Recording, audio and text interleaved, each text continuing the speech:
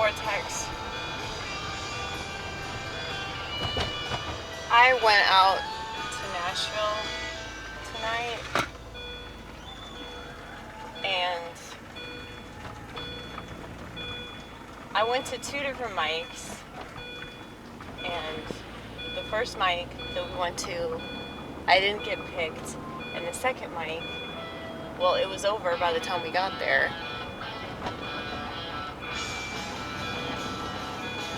And I always have this sneaking suspicion that that's what's going to happen.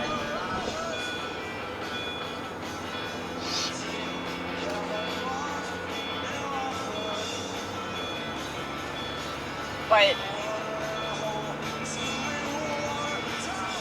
you know, I always have mixed feelings about everything. I don't think I'll ever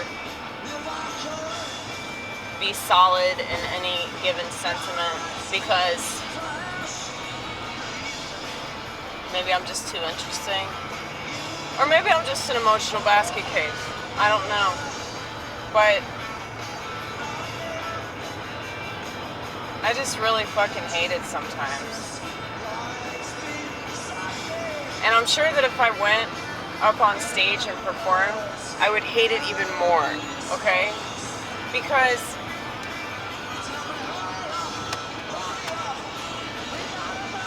the other night when I did that podcast, I watched it and I actually thought it was pretty decent, you know, for what it was. But I felt like shit, dude. You know how I always say wait 3 days?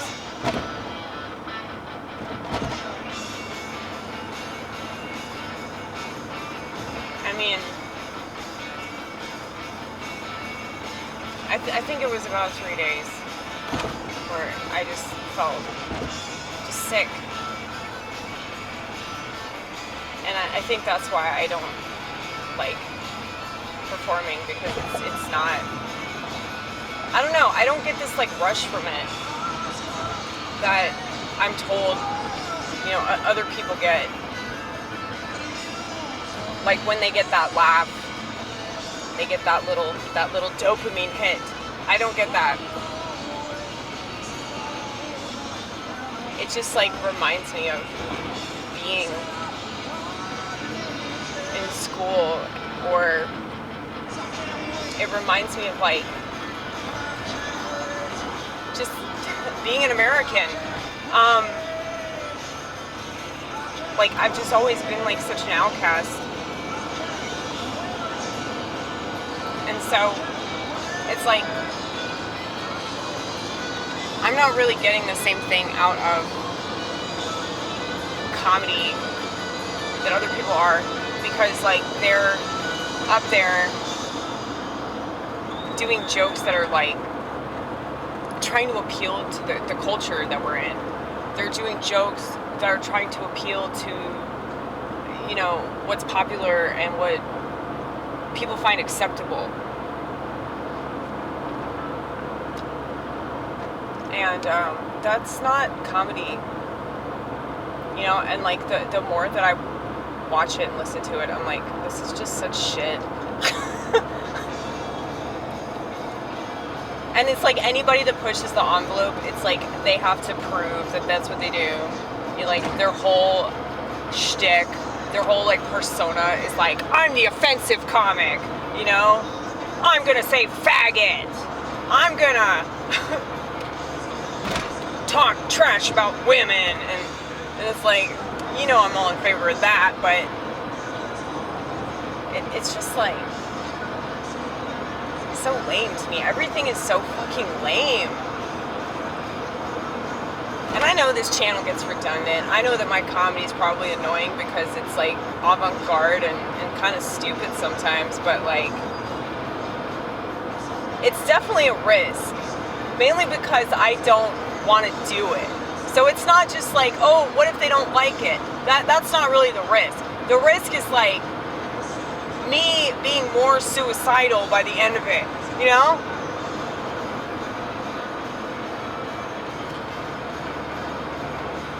But yeah, Ronique got picked. And Ronit wasn't funny until like 30 seconds before she was supposed to get off the stage. And just watching her, I realized that everybody has the same problem that I do. And it's foolish for me to think that it's just a me problem, because it's really not. When people feel like there's some sort of time crunch, then they start to be funny. Then they start to be entertaining. Then they start to give you their real material.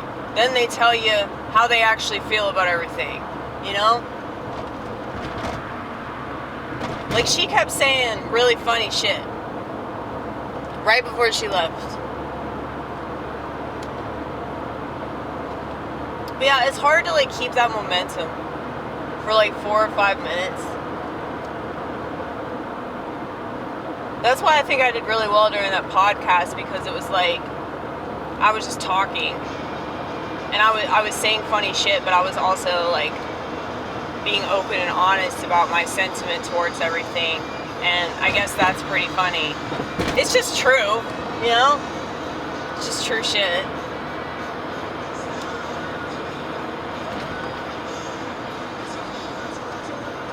But that's interesting though.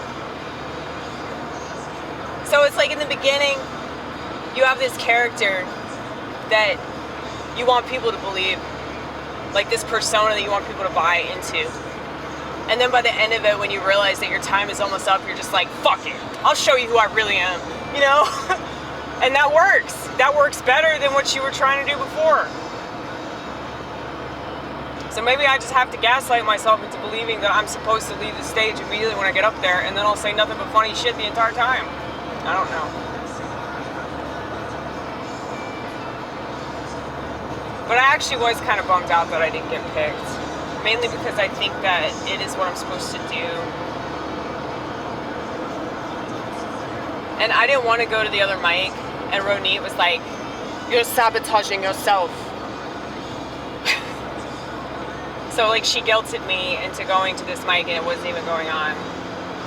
But that's what friends are for, right?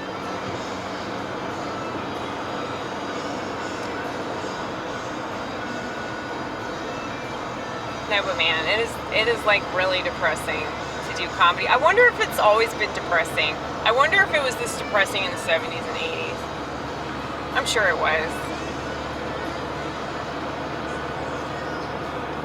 But yeah, I ended up getting into a conspiratorial argument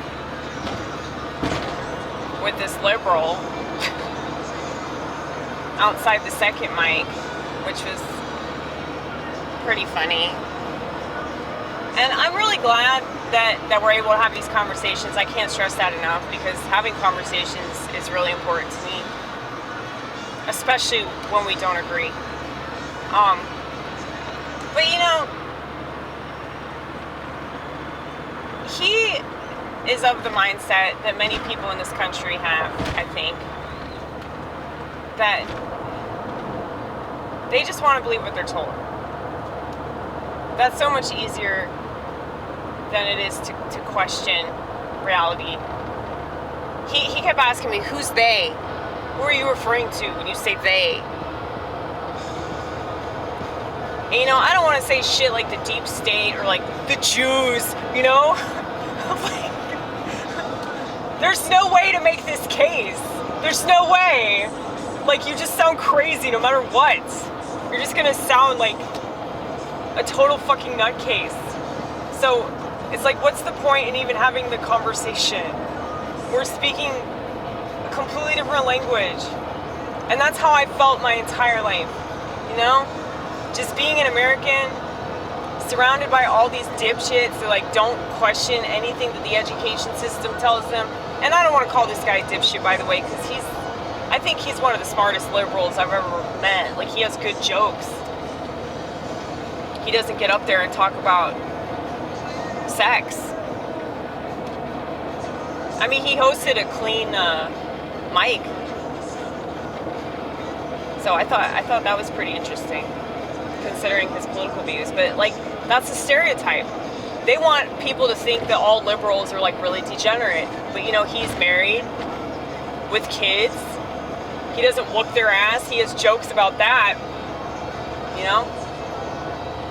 So it is possible to be a reasonable liberal, just like it's possible to be, you know, a conservative that doesn't hate everybody. But it seems like both of these camps are pushing certain stereotypes. At least the media, not just CNN and Fox News, but, you know, social media is the absolute worst. I feel like the whole reason why social media exists is to, like, weaponize our, you know, tendency to, you know, want to fit in, and that tribalism, you know? It capitalizes on our tribalism and exploits our tribalism.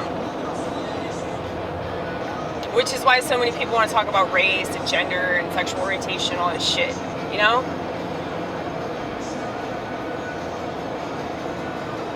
But yeah, I just feel like I'm underwater or something.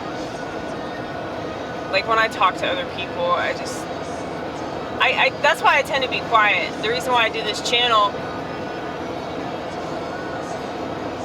is because I bite a lot of things that I want to say, because it's like, there's no point in saying that, you know, you're just going to be that nutcase.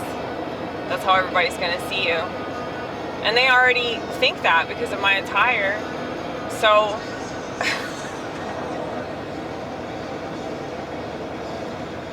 you guys, I left my fucking piano at home. I was so bummed out. Like when I left the house, and I was on the interstate already, and I was so upset. And I was like, just accept it. Just accept it and turn up this record even louder, okay?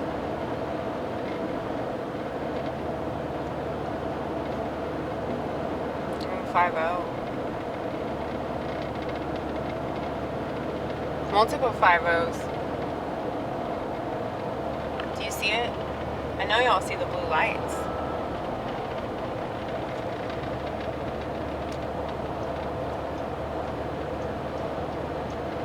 But yeah, how do you convince, like, normal ass people, or, well, as normal as a person can be that chooses to do stand-up comedy night after night, how can you explain to a more reality-based person that there are a lot of things happening behind the scenes that they don't want us to know about? There's that word again. They. Well, here's how I approach it. And I have the time to explain this. But it's like, America's a business, right? Don't you want the business to make as much money as possible? How can you make as much money as possible? How can you control as many people as possible? Probably by lying, okay? And if you lie to people enough, then you can exploit them for their weaknesses. And most people aren't self-aware. And if they're not self-aware, they're not going to know when they're being played. So, maybe I should come at it from that angle. Because I think that if I talk about the psychological makeup of your average bear, it's pretty obvious that we're stupid. We're not very wise when it comes to our mental health, for sure. So, I don't know. I'll work on it.